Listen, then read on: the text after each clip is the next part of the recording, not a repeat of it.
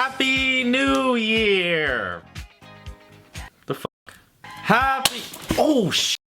That was a little more intense than I thought it would be. Happy New Year, everybody. Unless you're seeing this days or weeks after, then I hope you had a good one. I love how back in the day they were creative and like put the eye holes in the actual numbers, and now they're just like, screw it, put them on top. Accurate representation of everyone in the world right now. I'm not even gonna lie, guys, I'm tired.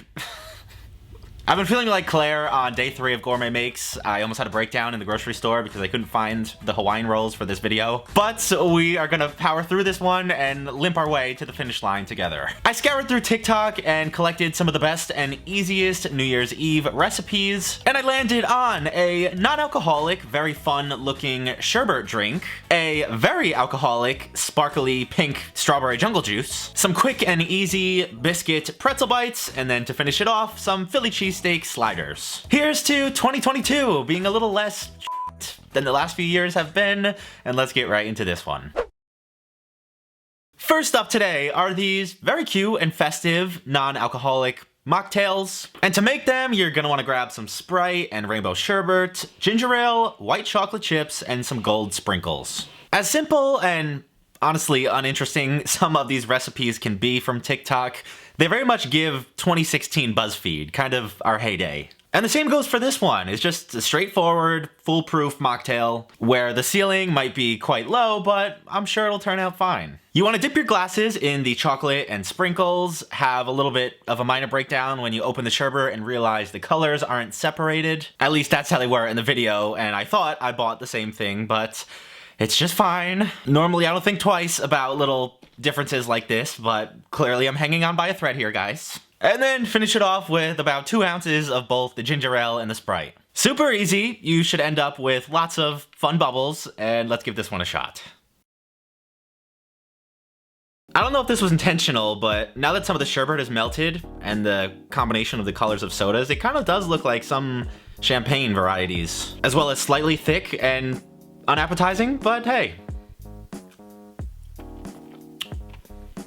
Unsurprisingly, it tastes great. It's just soda and melted ice cream, but it's one of the best mocktails I've seen, especially for New Year's Eve for kids. I love the bubbles that it forms on top, the little rim. It's super cute and festive and perfect for the kids. I finished it. Very creative, gets my stamp of approval, but now it's time to move on to something a little bit more my speed.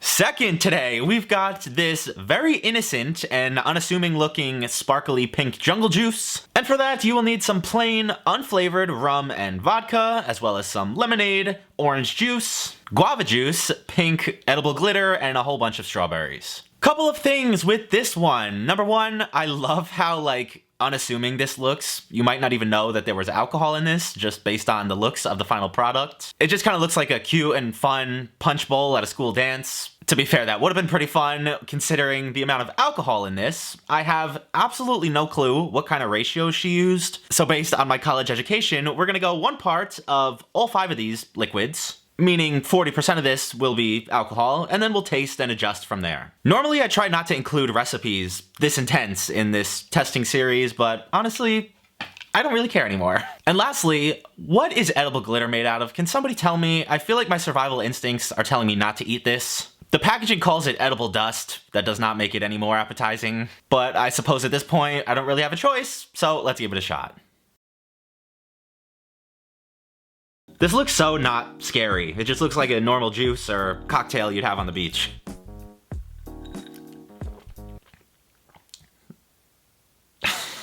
I'll be right back.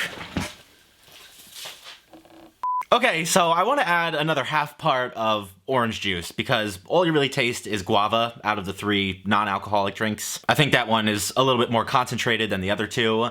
I also surprisingly wanted to add another splash of vodka just to cut the sweetness a little bit. This is the only ingredient that doesn't have a lot of sugar in it. You might be surprised by how much sugar rum has in it. I think it's the most sugary liquor, especially dark rum. And then I wanted to ice this whole thing down because I think the colder it will be, the better. And frankly, if it dilutes it a little bit, that probably won't be a bad thing either.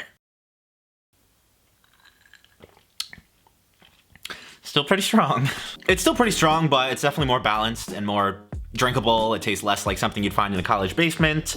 I still don't know how I feel about the glitter though. I mean, obviously it says edible, so it won't hurt you, but is there a limit to how much you should be including in foods? Should I keep an eye on my movements over the next couple days? If anyone has anything to share, horror stories or otherwise, please let me know down in the comments. If you want to try something different that looks pretty but has the potential to incapacitate you, give it a shot. Otherwise, let's move on. On the appetizer menu are these super quick and creative pretzel bites made out of canned biscuits. We've certainly got a theme going, if you couldn't already tell with these recipes that I picked. And to make this one, you will need some salt and water, baking soda, a can of biscuits, and some butter. If you remember, we have made pretzel bites on the channel before. They were prepared basically the same way, you know, dunked in a boiling water bath of water and baking soda. That was my eureka moment when I figured out how they get that thick pretzel exterior on the bread.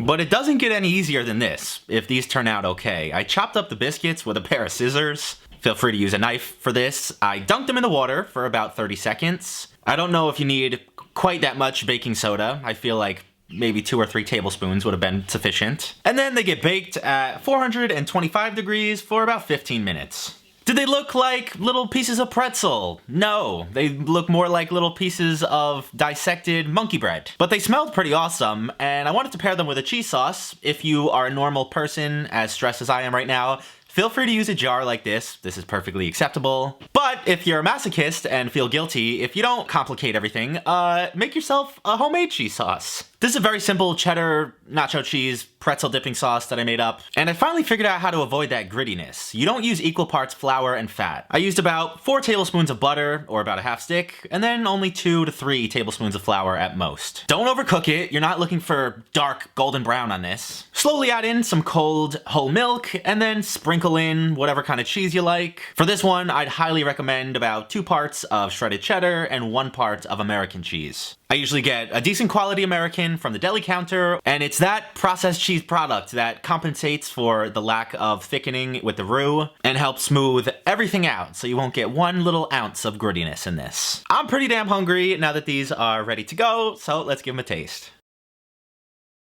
I don't know if this is a Pavlov's dog situation, but the smell is very pretzel-y.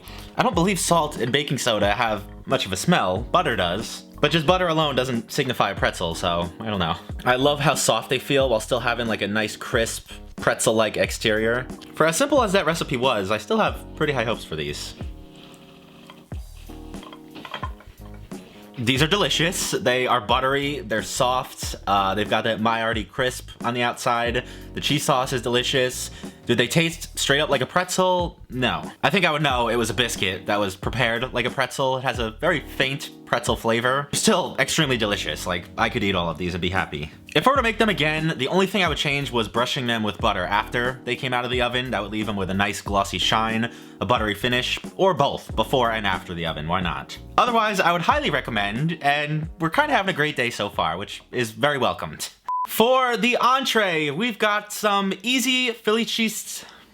Lastly, we're gonna make some Philly easy cheesesteaks. We've got some easy Philly cheesesteak For the entree, we've got some easy Philly Mother.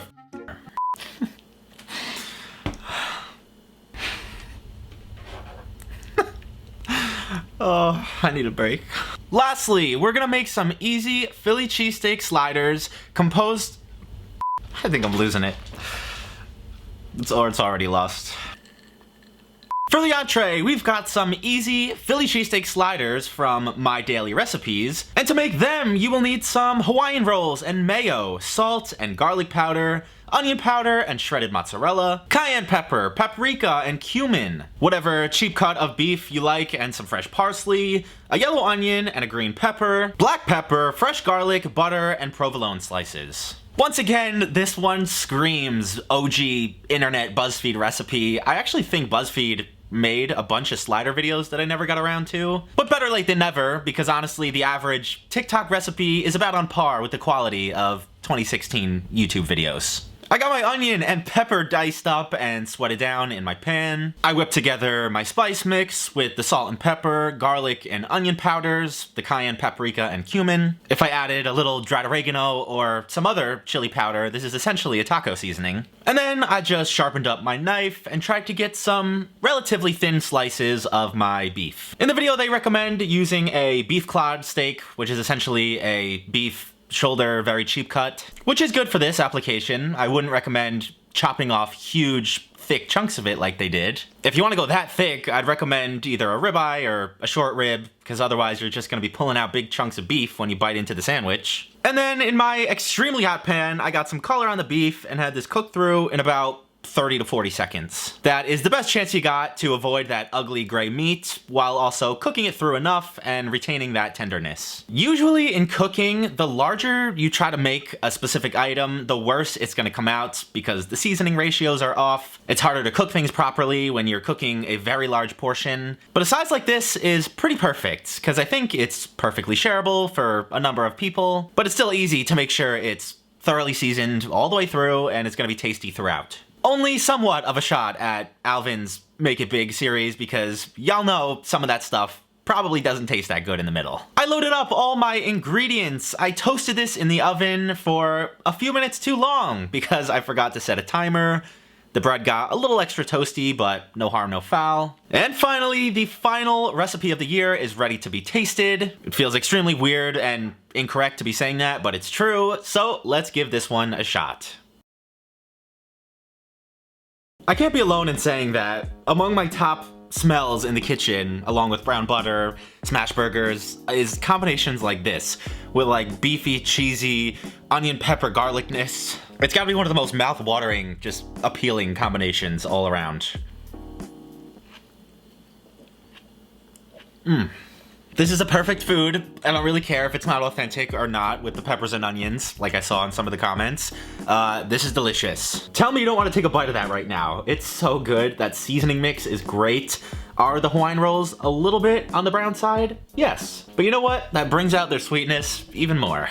I imagine this is fully customizable, whatever kind of cheese you like. If you like Swiss or cheddar, if you want to change up the meat with chorizo or ground beef, pretty sure everything would be delicious on this. Overall, what a great course of food and drinks and a great ending to the year. Maybe I should simplify all my videos and just do stuff like this again. But I hope you guys enjoyed this one. If you did, leave me a big like. Once again, Happy New Year. I know this year was a struggle for a lot of us. Here's to a much better and happier and healthier new year. On a serious note, I can't thank you guys enough for the ongoing support throughout all these years. I feel like with everyone that passes, I'm more mind blown that you guys are still here, supporting, enjoying the videos. So from the bottom of my heart, thank you. Wishing you all nothing but the best. I will probably be taking a break. Not probably, definitely. So I will see you in a couple weeks from now. Other than that though, have a fantastic weekend, and I will see you right back here next time. Peace!